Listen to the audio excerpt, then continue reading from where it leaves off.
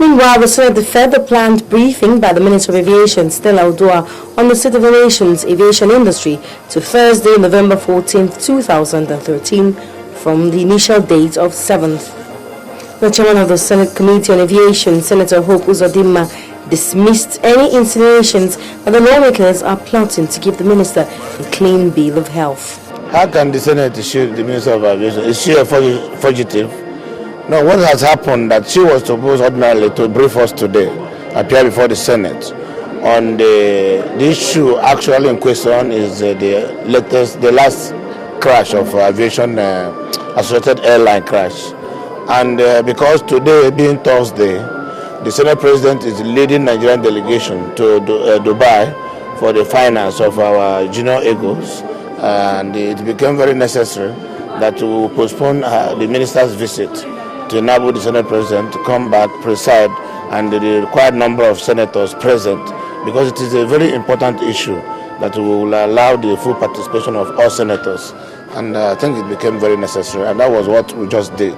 And we did it in good faith. I don't think there's anything to hide or ulterior to it.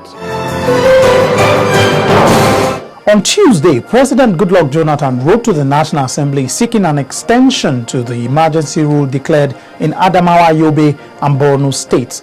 Let's see how that went down in the National Assembly. Following attacks in the northeastern part of the country, which had left thousands dead and several houses and schools destroyed, the federal government on May the 14th declared a state of emergency in Adamawa, Borno, and Yobe states to curtail the violent activities of the Boko Haram sect. Tuesday, the 5th of November 2013. This week, in separate letters to the Senate and the House of Representatives, President Goodluck Jonathan requested for an extension of the emergency rule, which is expected to expire on Tuesday, November 12, 2013. It has become pertinent to request the approval of the distinguished Senate for an extension of the state of emergency for a further period of 6 months, during which time it is expected that normalcy would have been fully restored. I most respectfully request the House of Representatives to consider and approve the resolution and approve by resolution the extension of the proclamation of the state of emergency by a further period of 6 months with effect from the 12th of November 2013. The 1999 Constitution provides that a state of emergency, once declared in any part of the country, can only last 6 months, after which it could be renewed by the National Assembly. On Thursday, November 7, 2013, the Senate in plenary received a security report on the impact of the initial 6 months of emergency rule in the 3 northeastern states.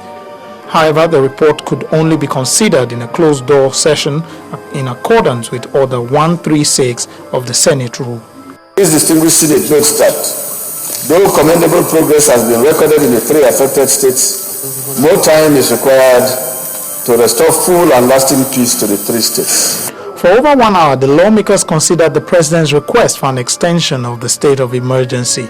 Those in favor that the Senate do now approve the request of Mr. President for the extension of state of emergency in Adamawa, Borno, and Yobe states, and for the Senate to invite the service chiefs as well as the Honorable Minister for Foreign Affairs to appear before the Senate to brief the Senate on the performance of the state of emergency so far in these states. Those in support say aye. Aye. Those against say nay.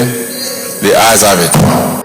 Despite the unanimous vote, some lawmakers want the military to review their strategies in the troubled states. Like say the military don't ever leave the vicinity of major cities. They don't go into the bush in pursuit of the militants. So if they can maybe review their tactics. In checkpoints, they have to be a bit relaxed, because checkpoints in the township, especially the capital, I think should be relaxed by now, so that people will go about their normal businesses. Meanwhile, the House of Representatives is yet to consider the President's request for an extension. The initial state of emergency expires on November the 12th. Well, next is a report on the National Health Bill that has attracted a lot of attention. The Senate, in the first plenary session of the week, considered the report of its Committee on Health on the proposed National Health Bill. I so second. Thank you, Mr. President. Clause 22A turned out to be contentious during the line-by-line consideration of the report. The clause proposed the setting up of a basic health provision fund which financed from 2% of the Consolidated Revenue Fund. I believe that until we begin to intervene in primary healthcare, it will be very, very difficult for us to improve healthcare delivery in this country. That is why we sought for the establishment of the Basic Healthcare Provision Fund. When you look at the big picture, that is to say that at the end, when you deduct 2% for primary healthcare scheme, a certain percentage for UBEC, another percentage for ASU, another, at the end of the day, what really is left? I think that is a question in the minds of most people. If we make 2% allocation of the Consolidated Revenue Fund of the Federation, and because of funds constraints and challenges in other areas, as we have the academic staff and others, we will have a situation where the workers in the health sector, the technologists, the doctors, the nurses will go on strike just because we have not honored the provision what is in the act. However, the lawmakers were convinced that the proposal is sustainable. I believe that it is better to have a more specific plan that will enable us, that will enable us take care of the health care indices in the future. If you go further down, you see how that second 1% is broken down.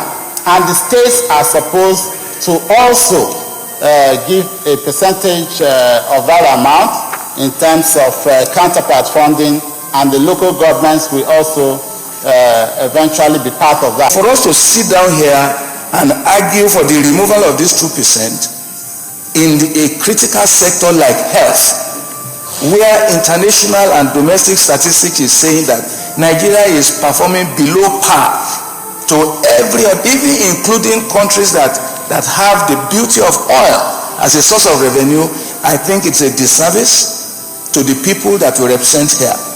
The Senate resolved that the fund from the Consolidated Revenue Fund meant for the proposed Basic Health Fund should not be less than 1%. Second. Thank you, Mr. President. For the next 2 legislative days, the Senate resumed the clause-by-clause consideration of the bill. Aside from deleting Clause 12, the Senate passed Clause 13 to 30. Meanwhile, the House of Representatives has commenced work on a proposed legislation that proposes life imprisonment for any person found dealing in counterfeit and fake drugs in the country. The sponsor of the bill, Basit Dan Abia, lamented how the business of fake and substandard drugs has continued unabated, adding that it is exposing consumers to dangerous and ineffective medical products, leading to loss of life in the country. Prohibition of sale, etc., of counterfeit and fake drugs and unwholesome processed foods. It says, notwithstanding anything to the contrary contained in any enactment or law, any person who produces, imports, manufactures, sells or distributes or is in possession of, or sells or displays for the purpose of sale, aids or abets any person to produce, import, manufacture, sell, distribute or display for the purpose of sale any counterfeit, adulterated, banned or fake, substandard or expired drug, unwholesome processed food in any form whatsoever commits an offense under this act and shall accordingly be punished as specified by the act. The bill was widely endorsed by the lawmakers. You will agree with me that if you get to the rural areas, you will therefore appreciate the essence of this bill. People are busy there hawking drugs that you cannot even understand where they are from. Neither could you even substantiate the genuinity of those drugs on a daily basis. I also want to maybe add to the suggestion provided for in section 10 of the bill in question, to the effect that the cost of destroying those drugs whenever they are found by a dealer, by a bearer or a seller, as the name may be, should be borne by the accused person in that circumstance.